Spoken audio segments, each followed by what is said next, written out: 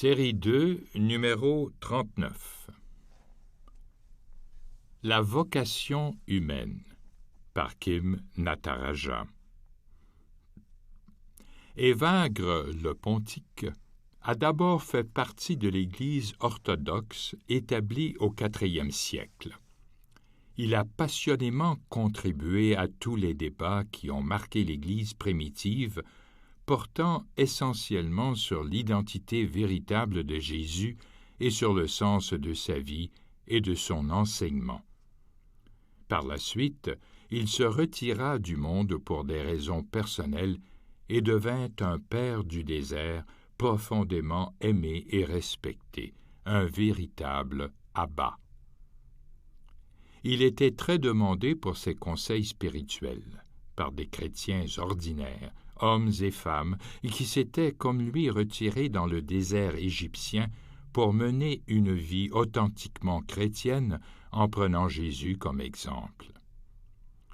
Évagre menait une vie très ascétique, totalement dédiée à la prière, comme on peut le voir dans cette version de l'Évangile où il dit « Va, vends tes biens et donne-les aux pauvres, et prends ta croix pour parvenir à prier sans distraction. » Pour lui, prier et suivre Jésus ne faisait qu'un, et il insiste sur la prière personnelle.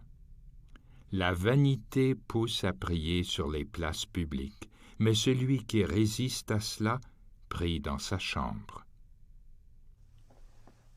Pour avoir vécu dans le monde puis au désert, il comprenait l'importance de la théologie, de la foi et d'une véritable expérience spirituelle. Il ne séparait pas ces aspects. Si tu es théologien, tu pries vraiment. Si tu pries vraiment, tu es théologien. La théologie et la prière contemplative allaient de pair, pas seulement pour lui, mais pour tous les premiers chrétiens. Évagre était totalement convaincu que la vocation humaine est de découvrir en soi l'image intérieure de Dieu et de parvenir à la ressemblance divine. Il envisage ce parcours spirituel en deux étapes, la praxis et la théoria. La praxis désigne le chemin spirituel où la prière nous aide à parvenir à la connaissance de soi, à comprendre les désirs de l'ego qui nous empêchent d'atteindre notre véritable soi. Plus on sait qu'on est vraiment, plus on peut renoncer à ses vices et agir selon la vertu. La théoria est la contemplation de Dieu.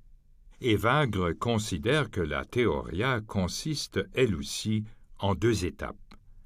La nature, création de Dieu, est le premier niveau de la contemplation, une manifestation du non manifesté.